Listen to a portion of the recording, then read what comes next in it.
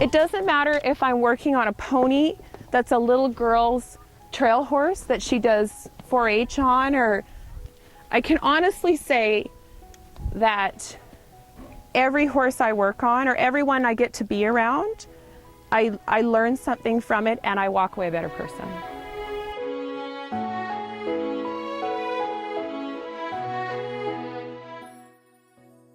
Yeah, she went to the NFR in 2010, and then she won the Stampede on him, the Calgary Stampede in 2011.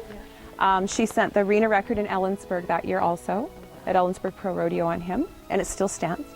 And then after that, he basically, she can explain more, but 2 deep digital flexor tendon tears, stifle problem, and tore his longissimus, his lower back, and navicular, I think, and navicular. Most people would give up on it. Well, you have to figure out, you know what, you have to kind of look at the horse and watch some runs and figure out, does this horse even want to get better? Because some of them don't. Some of them are just done. They're tired and they don't want to get better. So the first thing I'll do is to, see the horse, YouTube videotape the runs and see, does this horse even want to get healthy? And he definitely was a horse that wanted to get better. So that's half your job right there. Boom, 50% of it's done. They want to go back into competition. And then you have to look at the body. You have to look at organs. You have to look at how the horse is traveling, how they're compensating, that kind of stuff. You got to make the body back to where it should be, and then fix the local problems. Yeah. So he was on a fairly intensive program then with you to become. And he's been with me full time since January. Wow. I know. Wow. Yes. And he's about to have his first runs? Yes. So she ran him last night. It went awesome. She's going to run him at a little barrel race down the road tonight.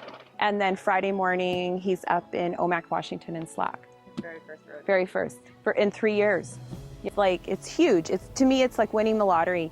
Just to see him go through the process. And I mean, there's times in rehab, I've done this with a few different horses, where you've got to make cells move again. They're hypoactive, and you have to make them move, which makes them sore. Makes you very, very, very sore, because endorphins will come in, and a horse has a natural body just to shut it off. They'll just ignore that pain and go do what they need to do. So you have to wake all that stuff up in the body again. So there is a period where they're in excruciating pain, and you have to make them work through it. And, we talk about a horse with heart. A horse without heart will quit then. They're done. They'll bite you, they'll kick you, they'll do everything to not let you put the halter on. A lot of it for me is hand walking. I'll literally hand walk them through that time. Sometimes I'll pony them if they need another horse there with them.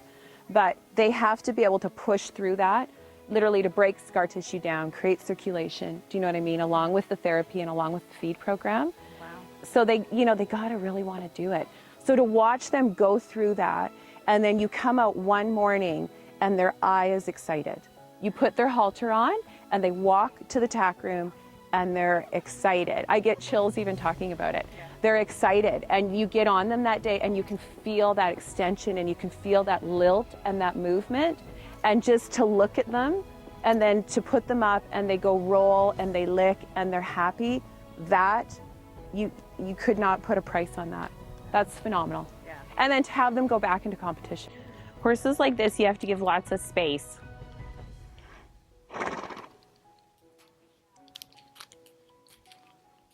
When you watch horses, I spent a little bit of time watching horses. I spent quite a bit of time going and watching herds of horses. And I even went out in a few places in Wyoming and watched the wild horses, like out in the BLM lands. And one thing I notice with horses is they're like fish, right? They either, when you watch like a herd of them move, they're either very close together or they absolutely give each other space. Right? You don't see them. They're not really like humans where we kind of are like 3 feet apart, and they don't do that, right? They're either touching each other and kind of moving, or they're absolutely away from each other. And I find with horses like her, even to do therapy, and I bet you if we spoke to Sydney, even riding and training her, you got to do a little bit, and then you got to give her some space. Let her think about it and kind of process it and do her thing. and then kind of go back in and do some more. If I were to go and stick a bunch of needles in right now, she'd probably pull back and kick me. Yeah. And tell me, no, we're not doing that.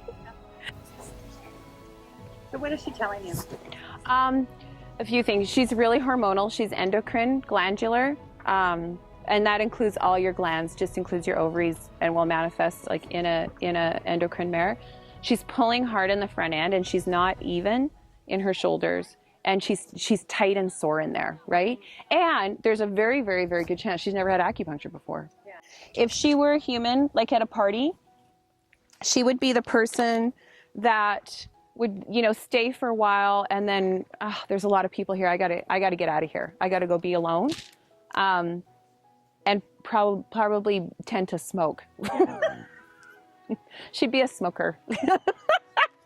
She would go to the coffee shop with a friend, not too many people around, doesn't like too many people touching her, and probably have the occasional cigarette. She'd be that girl. You need to know your horse's natural way of going. So how they naturally want to carry themselves, how they naturally want to move, how they naturally want to stop. And you got to work with that. And cool. What's more important, warm up or cool down? Oh, the cool down. Yeah. Basically, all we got to do is send ATP and blood out to extremities in our warm up. That's it. Yeah. Right? That's it. Yeah. You know, honestly, walk for like maybe 2 minutes, jog probably 4 or 5 big 20-foot circles, and put a lope into it, because that will send the blood out. You're good. It doesn't take an hour to half an hour. Studies show that anything under 22 seconds, horses do it straight, and I believe humans are the same on lactic acid. So what they found is, say after a barrel run, the minute you stop, the temperature will continue to rise in the body for 8 to 10 minutes. So what happens is they've gone and done that run on straight acid. So you have acid released into the muscle. That's what has made the muscle fire to go run that 17.5 second run. You stop, temperature rises for 8 to 10 minutes. If you don't keep your horse actively heart pumping, so that's not like doddily walking, it's like walk, jog. They should be breathing hard for 8 to 10 minutes. The acid will literally cook in the muscle. And that's where inevitably they will start to tie up, right? Yeah. You'll get problems. They get sore all over, gait issues, you know, tons of different things. Yeah. So the cool down. So you basically keep the heart pumping for 8 to 10 minutes, and then get off, give them a drink of water, put ATP stores back in the stomach, hose them off, and keep walking till they're back at their resting heart rate, which literally their breathing looks like these horses right now. Yeah. If their nostrils are flared and they're breathing hard, they're not at a resting heart rate. You got to keep going. It makes a big difference. On recovery time. Huge. So if it's under 22 seconds. So if you circled the arena and did 25, you're fine. You don't need to do that.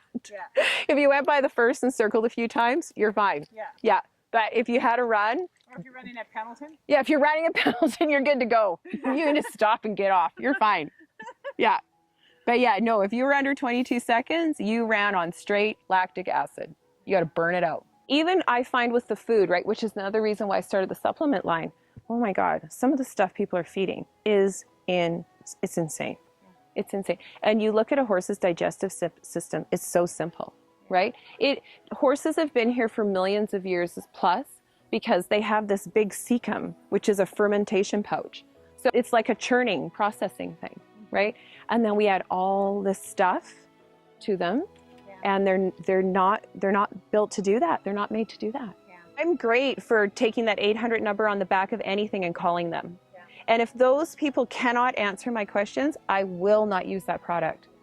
They got to be able to answer. They got to know what they're talking about. Yeah. And you know, with the internet anymore, there's no excuse not to know, right? Like there's so much information online. It's crazy. And there's so many like chat forums and chat rooms and that kind of stuff. Well, even your Facebook page, right? Post a question. You'll get some really good educated answers. I say that to people, especially in barrel racing. I say this a lot. It's got to be fun. If you're not having fun, you got to switch something up, right? You got to change something up again and make it fun, because the minute it becomes fun again, you will literally start doing better